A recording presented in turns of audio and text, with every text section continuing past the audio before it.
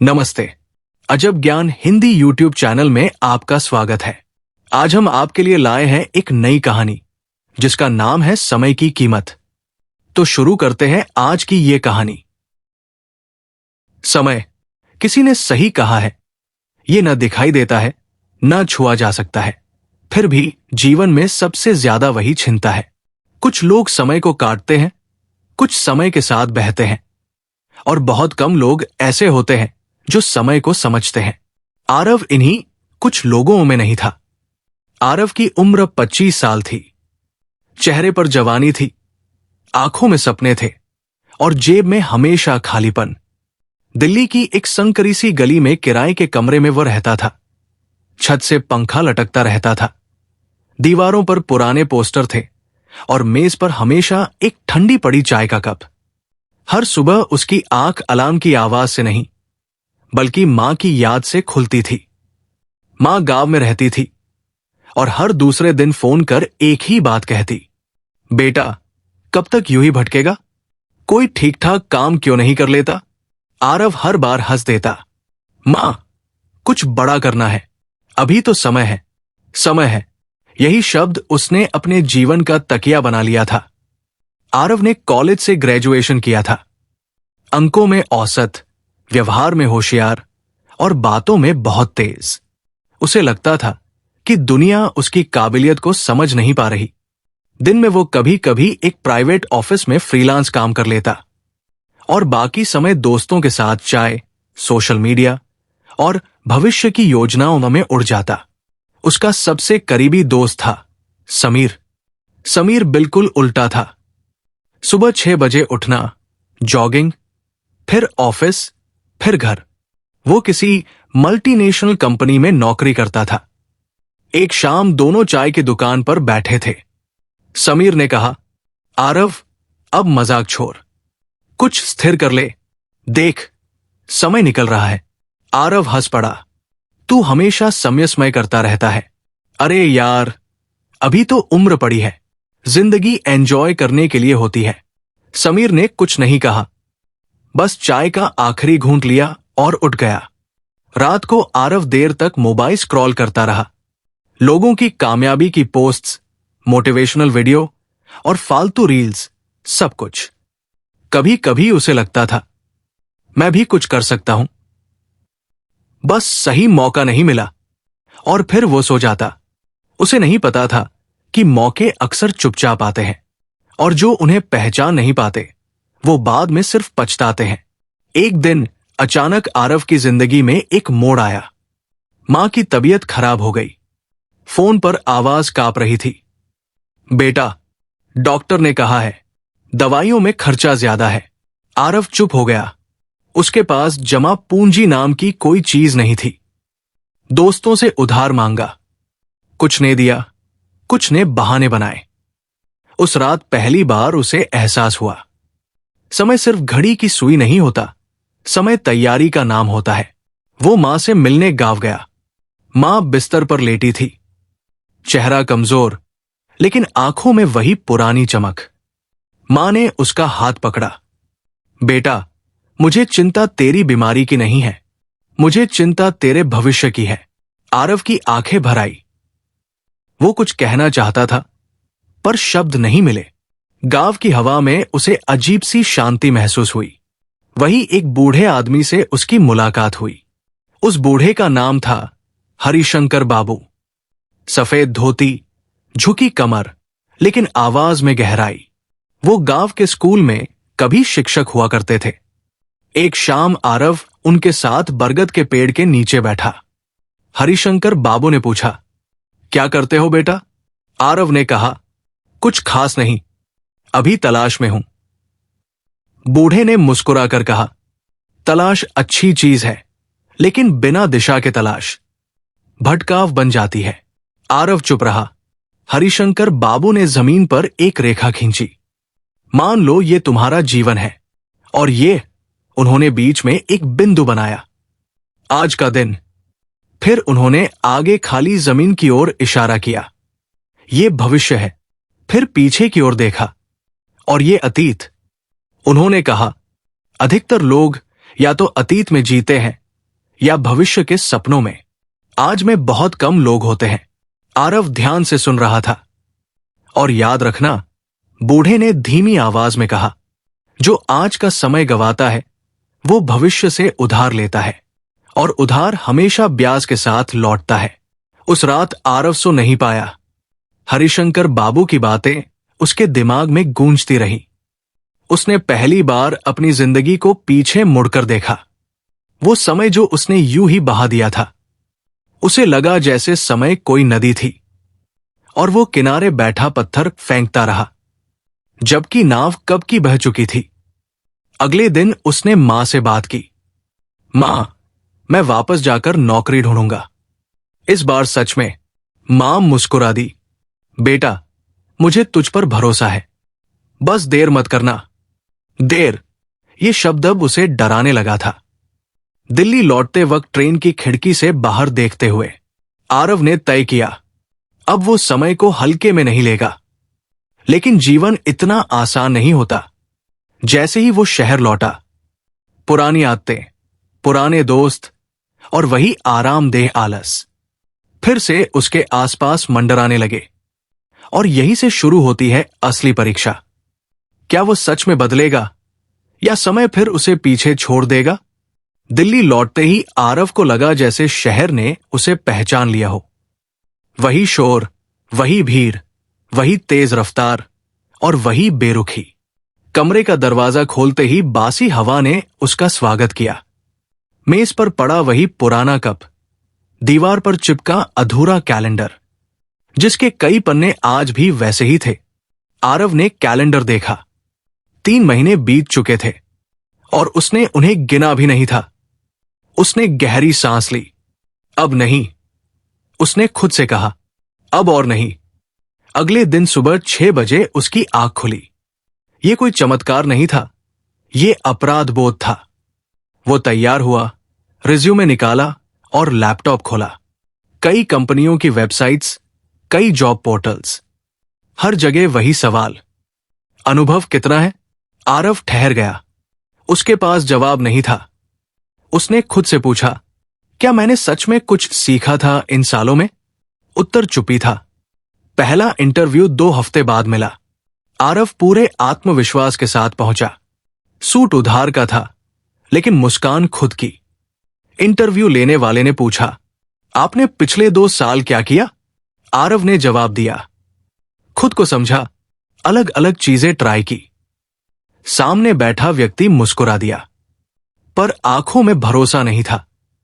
हमें ऐसे लोग चाहिए, उसने कहा, जो समय को प्रयोग नहीं, निवेश की तरह देखें। इंटरव्यू खत्म। आरव बाहर आया। पहली बार उसे हार का स्वाद कड़वा नहीं, बल्कि शर्मनाक लगा। एक के बाद एक इंटरव्यू और एक के बाद एक रिजेक्शन। हाँ, sorry, we regret to inform you. उसके आत्मविश्वास पर चोट करता गया।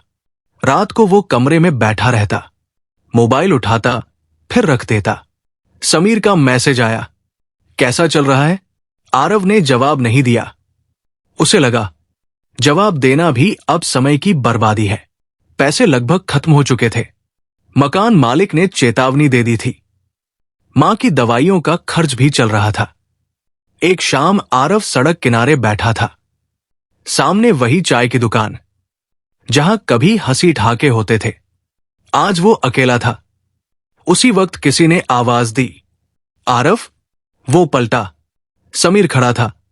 दोनों चुपचाप बैठे। काफी देर तक सिर्फ चाय की भाप उठती रही। फिर समीर बोला, मैं जानता हूं तू मुश्किल में है। आरव ने नजरें झुका ली। लेकिन याद है, समीर ने कहा, मैंने तुझसे क्या कहा था? आरव ने धीमे से कहा, समय निकल रहा है। समीर ने सिर हिलाया, नहीं, समय नहीं निकलता आरव, हम निकल जाते हैं समय से बाहर।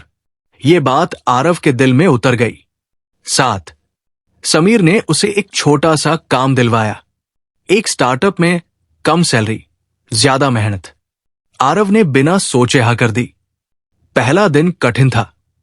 नई तकनीक, नए लोग, नई उम्मीदें।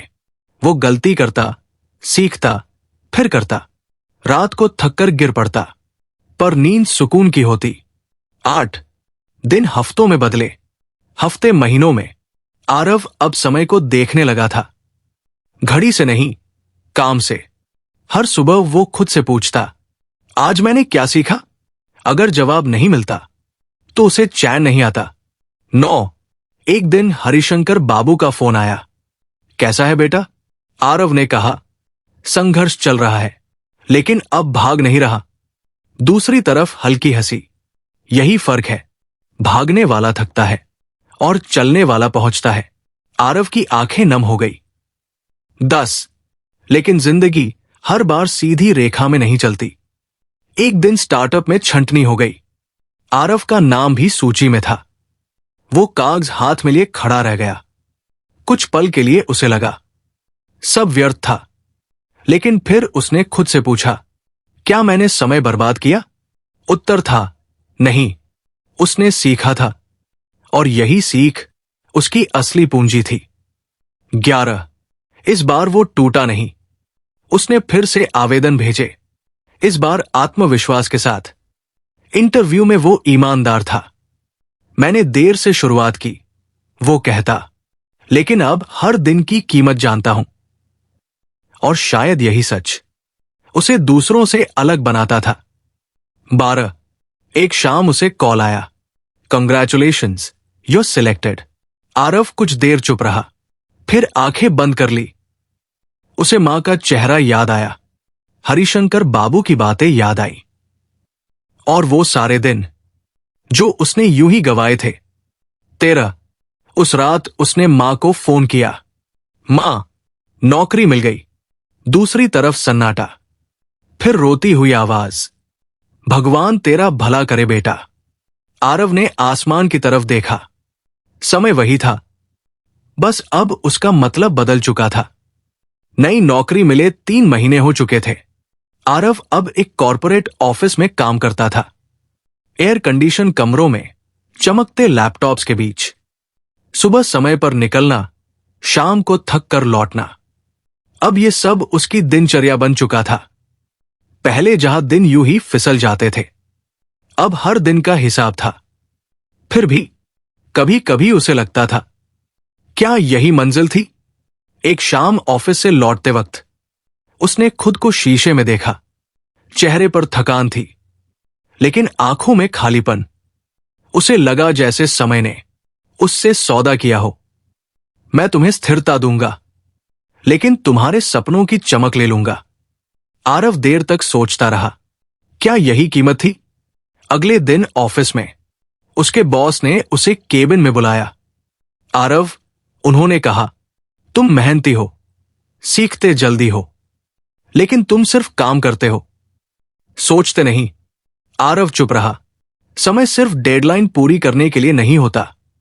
बॉस बोले, समय खुद को बड़ा करने के लिए होता है। ये वाक्य हरिशंकर बाबू की बातों से मिलता जुलता था। उस रात आरव सो नहीं पाया। उसने अपनी पुरानी डायरी निकाली, जिसमें कॉलेज के दिनों में सपनों की लिस्ट बनाई थी। कुछ अलग करना है, लोगों के लिए कुछ बनाना है, खुद पर गर्व करना है। डायरी बंद करते हुए उसने महसूस किया, समय ने सपनों को नहीं मारा था, उसने ही उन्हें टाल दिया था। इसी बीच मां की तबीयत फिर बिगड़ने लगी। इस बार कारण सिर्फ बीमारी नहीं था, अकेलापन भी था।